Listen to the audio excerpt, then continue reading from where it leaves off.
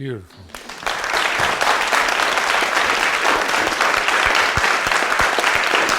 Bravo.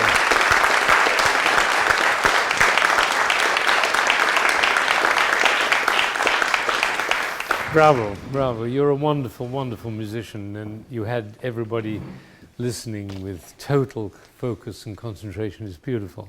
And I'm sure some of them were saying, well, I wonder what he's going to say about that. You know, he won't have anything to say. And it's true. This is an artist. I mean, you were both artists, and you've got a beautiful performance. And so what I think is preventing it from being truly great is something very simple and very crucial. Mm-hmm. And do you know from memory what Brahms wrote, what the Italian marking is? At the beginning of the piece. You remember what you wrote without looking? Do you remember what you wrote? For the second movement? No, for this movement, yeah. Andante. Right, yeah. Exactly. Un poco adagio. Yeah. Andante, ma un poco adagio. Brahms lived in the world of ambiguity. He loved ambiguity, and in fact he was mesmerized by ambiguity. I don't know if you know about his life, but he had very difficult things to deal with that we can talk about more in detail. But that ambiguity was crucial for him, and so it's neither an andante nor an adagio, and you know that. But one thing you've missed, I think, in order to make this strange title, Andante ma poco adagio, is ma quasi adagio, is that it's in 2. It's not in 4. And quite a lot of the time, it sounded like a real Andante in 4. And the way you can always tell is what your toes are doing in your shoes. If your toes in your shoes are going like that, let me show you a passage. No, you play. Play from there. What bar is that? I don't have my glasses. Let me just look. What? 8. Bar 8. So play bar 8. And you notice what happens in your shoes. Right?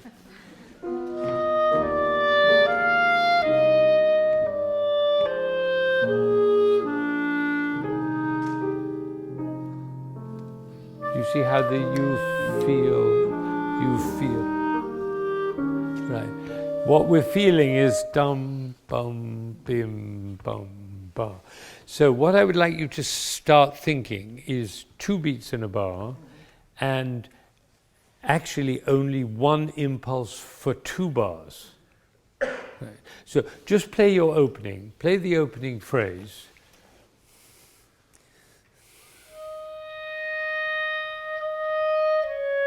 Wait, that's enough. What you got is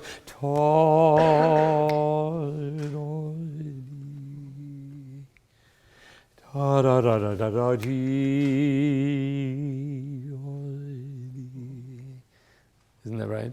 So what you are actually doing is 1 impulse which carries you for 2 bars. And because it's a very expressive gesture, you can actually be quite free with it. Just do it again and do it the way you feel.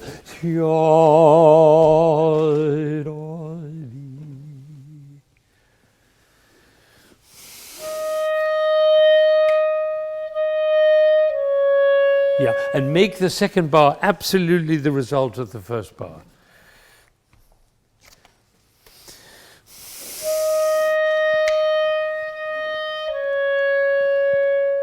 Now wait! Don't even do the second bar. So you got da da dee. Now leave out the next note and do da da dee.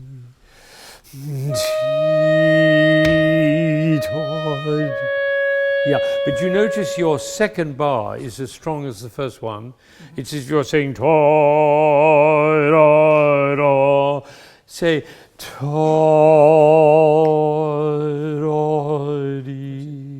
as if the second bar could not happen without the first. No new energy.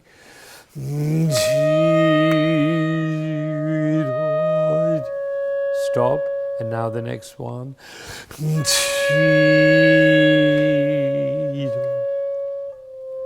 Got it? Everybody got it? It's absolutely clear. Right? Now, the little notes are in order to reactivate the third bar. Yep. That's their job. So do it again.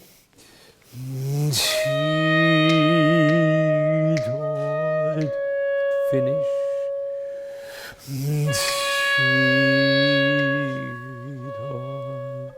Now, nobody is in their toes is going chunk, chunk, nobody. They might be doing 2 beats, they're more likely to be doing 1 beat per bar. Now that brings up a very interesting thing for you, because let me explain to everybody here and to you both how I understand rubato. Rubato is to steal time. That's the word rubare, means to steal, means you take time. And I don't know about you, but my experience is if something is stolen, you never get it back. Right? When we were kids, people explained to us, rubato is they steal time and then you rush to give it back. Nonsense. You don't ever rush to give it back. You just say goodbye to it. Right? Now, the reason you give time is if something unusual happens in the music. If there's something which you're not expecting, a harmony or a dynamic or something in the music that is strange or unexpected, you pull the time like a piece of elastic to give that time. So now we're going to find out what you do, because everything is unexpected. Play this first chord. Yeah. See, this we think is going to be A flat major, and D, D, and that's really strange, isn't it? So let's try once again from that, and from the beginning, and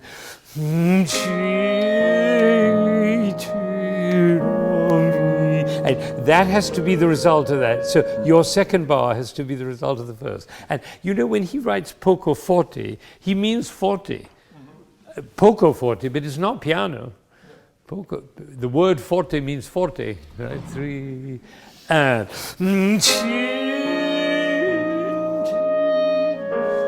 yeah, but that has to be less than that, right? In order to make it feel, the second bar has to be less than the first. You've got it beautifully now.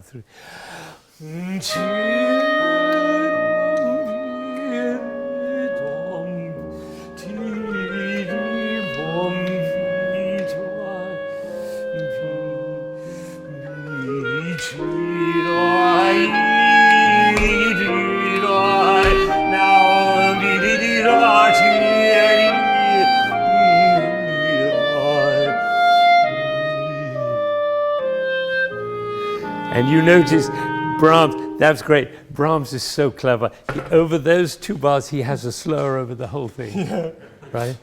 And he writes espressivo in case you want to play it dully. All right? We've got it. And nobody's feet, your toes weren't going like that, right? They were and you can be as free, amazingly free. And I say that the more surprising the event, the more time it needs. That's not always true, but it's a good guideline. So if that note is very surprising, that's really surprising. Right? Is it because and then this? So let's try that again. But it's definitely in 2. 2 and 1 and 2 and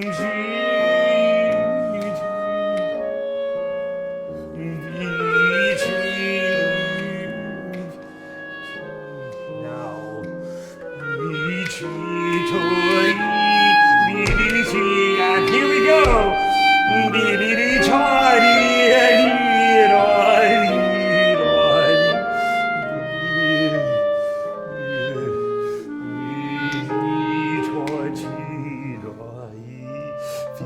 Now, something happened to this gentleman. I don't know if you noticed it, but before he was playing on 2 buttocks, like this. And then suddenly he became a 1 buttock player, like that.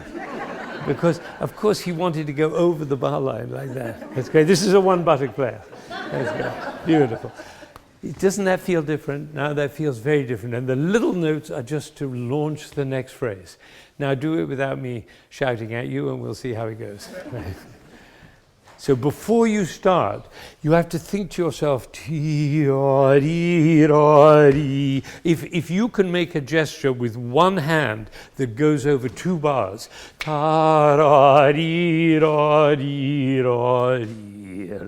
then you've got the right feel and tempo.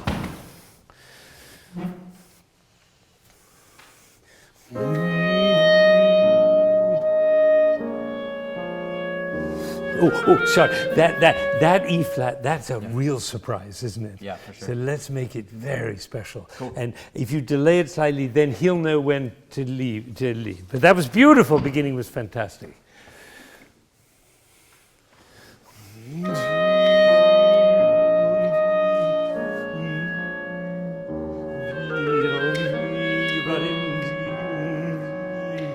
Now the big phrase.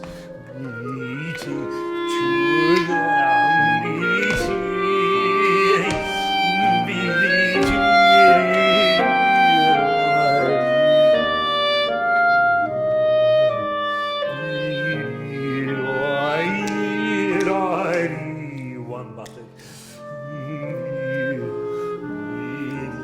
It goes to.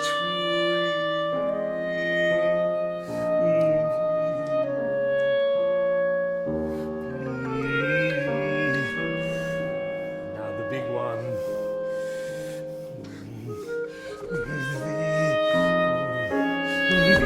And the third one. The third one is the biggest, right? So often things are built in threes. 1, 2, 3. You need more time, right? Right. And that's, or it can be I, U, we. 1, 2, and now chung together we go. But this is a 1, 2, 3, and you at the top you can take more time. Okay. But that was beautiful. You got it. Your whole body got it. See, that was what I was talking about to you. Do you see how his whole body is the music? It's not the clarinet. His entire body is saying, I'm in the music. And that's the next stage for you all, actually. It's a huge thing. I mean, that's a fully formed musical animal. That's great. That's great. Beautiful. So when it comes the third time, dee da da da da da da dee da ba da da da da da dee da ba da da da dee da da dee, and then I've got a trick for you. The first note of the phrase, when you get to this, lengthen this first one and then move. Okay. If you do them metronomic, you can't give the phrase over 2. Otherwise, you're doing great. So should we do it? I wanted to hear once again. And what's going on in the piano is so interesting. Every one of these notes is unusual, unexpected. And notice how many times he writes a slur over 2 bars. That's the key, isn't it? 3, 4, and he's got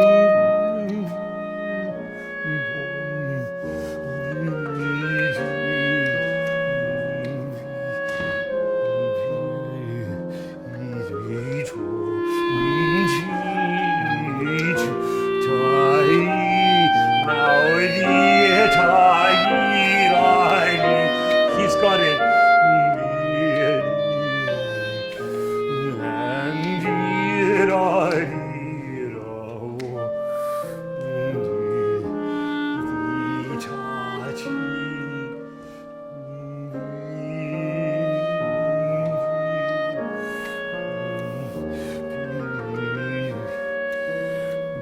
Bravo, that was beautiful. Now here we are, the first one. The second one.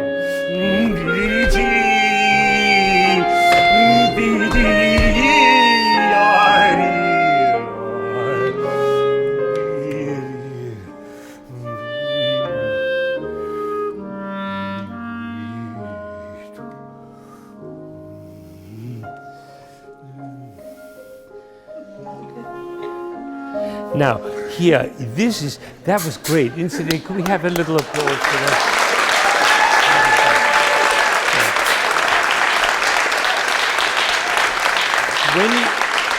We're not going to do that again now, but when you do this one, don't rush these three. Da, ta, ta, ya. You can take time on the whole thing, not just on the top note, but on the whole thing. Now, you have a very interesting phrase, which is over 2 bars, and then a new one, and you're in 2. Dee da do, dee da do, dee da, dee da, dee dee dee da do. You can take lots of time at the end of it. Should we try 3 and 2? From there.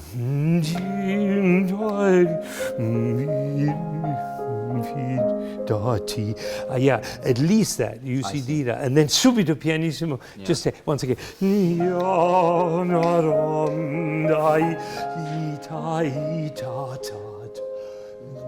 Yes.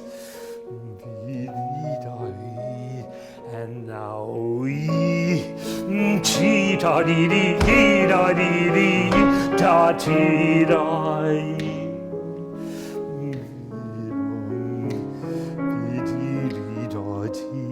There we go, we got it in 2.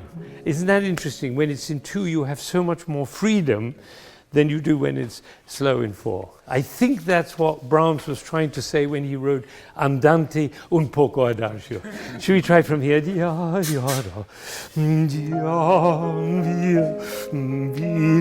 Can I suggest a little thing? Yeah. Dolce, but full out so that the contrast with the pianissimo is more extreme. For sure. Should we try?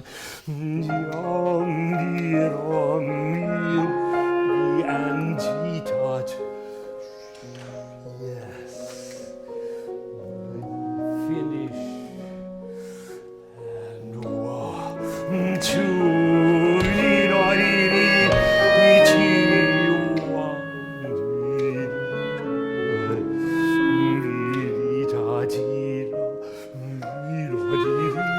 perfect.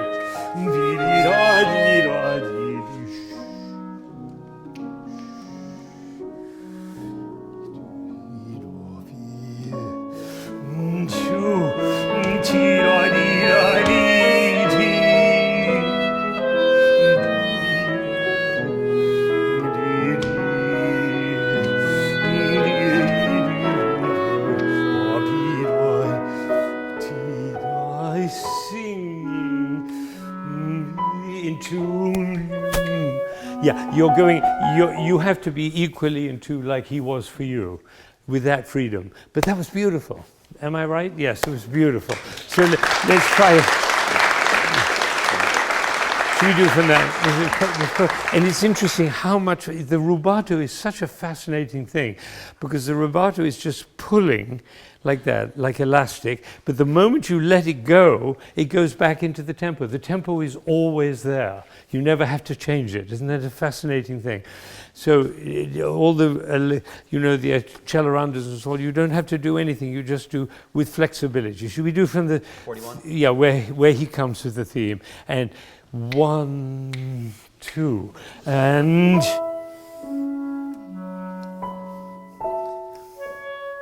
yeah, it's still in 4 because let me show you how it goes. Do it again. I'll show you why it's in 4. Play again. And 1, 2, 3, 4. 1, 2, 3. You see how you're stuck in 4. Now we're going to do it in 2. 1, 2, and yes.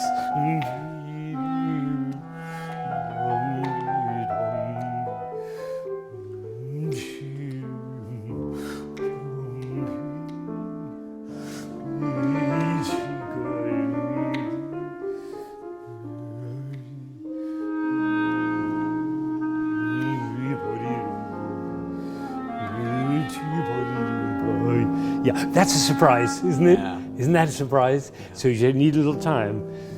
Right, yeah. Good. Do it once again. Do you get it? In other words, when it's in 2, first of all, it's faster, which is why he wrote Andante, yeah. And it's freer, which is why he wrote Quasi Adagio.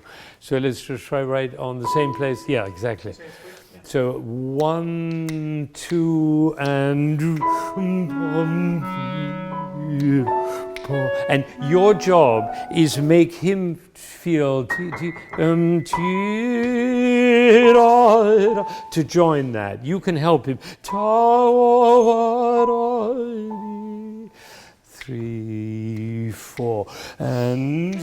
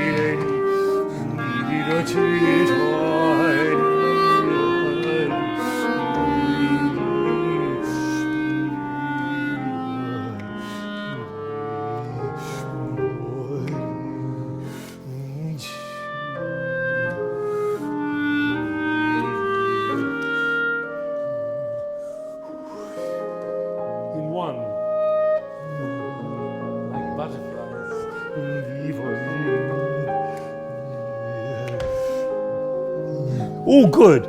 That was great, because you felt that was the special one, was you took a little extra time. Mwah! Love you, love you, love you. That's perfect. That's the way music works. It's the way you feel it, responding to the harmony. Brahms gives you how to feel. Right, isn't that amazing? But that was beautiful. We've really got it. It's so exciting.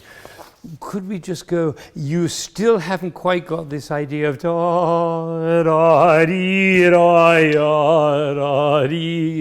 where the eighth notes go over the bar. You're still a little stuck.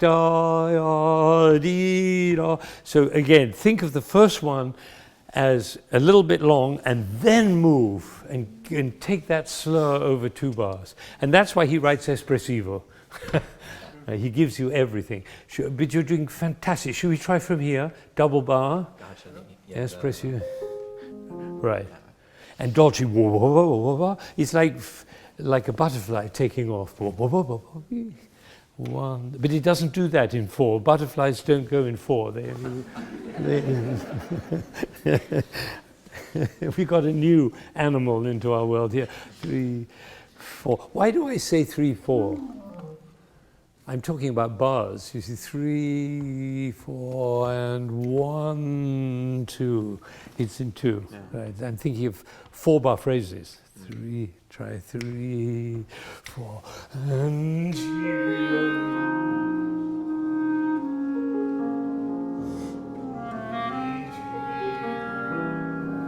beautiful, bravo.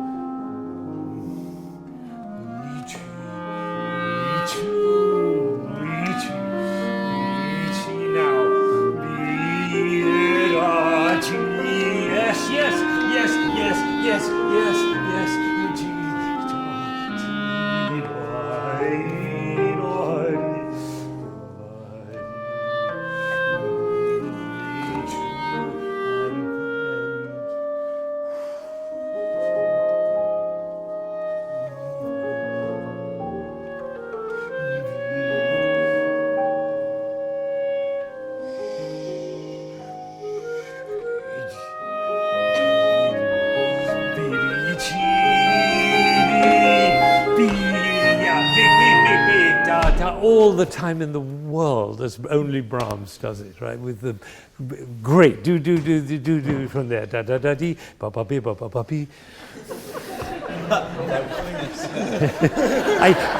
I just wanted to give you more space. Brahms needs a lot of space. He was 320 pounds, at the end. He was a big man. All right, here we go. Da da dee da dee da. Yeah, I loved it. I loved how you did that, both of you. Incredibly beautiful. From here, pianissimo. From the first one. He writes, pianissimo, leggero e dolce, spaghetti bolognese, everything is in there. Yeah, the first one of the groupings. Right, right. And look how the butterfly, he's fantastic.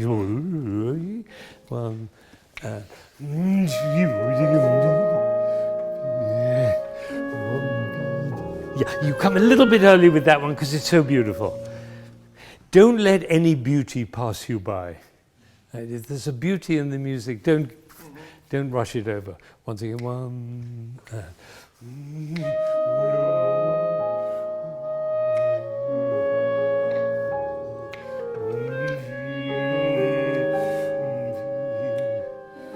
Now the first. Second.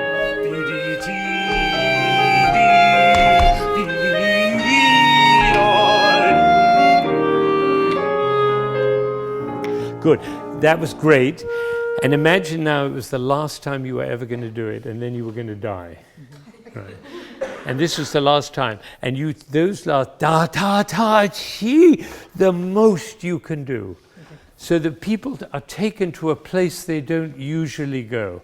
That's your job, is to take people on a journey in their life, and if you can take them to a place they never go, they'll be eternally grateful to you.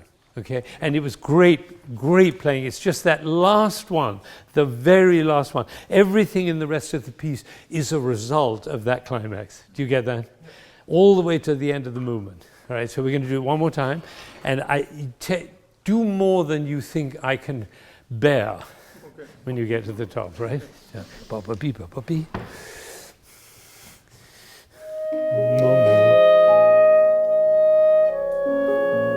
I hope in my dreams that everybody in the room heard those two bars as one. It was so beautiful. It was just like that. That's the way music is supposed to be, like that. I hope you heard that. It's just so beautiful. Thank you for doing that, both of you. Incredible, I'm saying.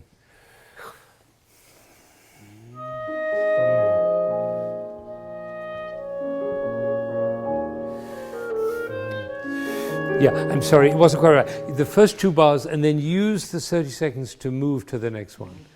And join the two bars together. 1, 2. And finish.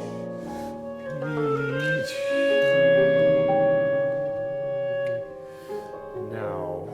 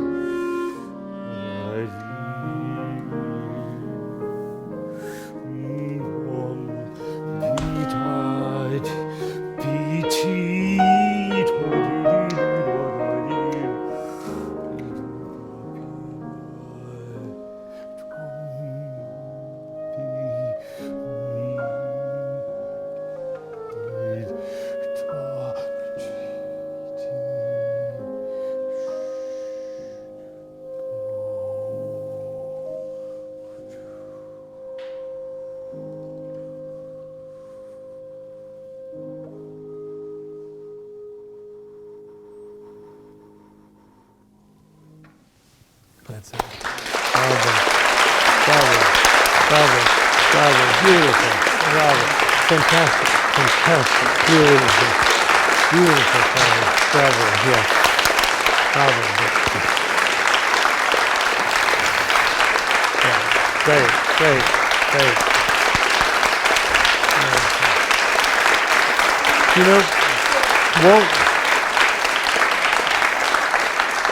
do you remember when I said that climax takes you to the end of the bar, to the end of the piece, right? Do you remember I said that climax has to be so big that it'll carry you all the way to the end. It did it just now. And what you do for people when you do that, for the listener, is you broaden their horizon of how life is lived. Because most people live their life one thing at a time. You know, 6 o'clock news, dinner, get children to bed, no. And what Brahms teaches us is, no, life is a long arc of experience. And when you take us on a journey like that, you take the whole audience with you. And when they get to the end, they say, ah, I see. And they walk away a different person. It's such a beautiful thing that we can do with it, when we understand. But it has to be in two. You get that? Yeah. Yeah. And it's so beautiful because you're at the stage now. That's what the artist diploma is about. You've reached you're ready. You've got your business done. You know how to play the clarinet. You've got your business. And now you're going into the artistry of what makes a great artist. This woman here, sitting here, they'll never forget. We did the Mass in B minor. And the final, right at the end, the Agnus Dei, she hadn't sung a note in the whole piece, a long hour-and-a-half piece. And she came in a white dress and sang the Agnus Dei with such depth and such simplicity and such beauty that people still talk about it. They still hear. That was a gift, Jane. That was a gift.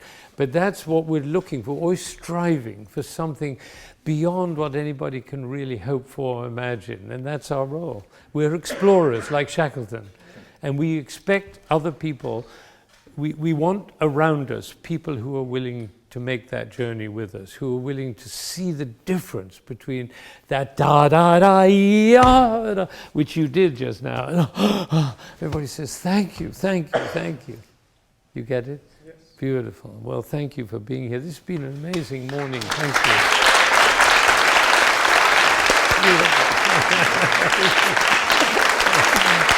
Wonderful. Thank you.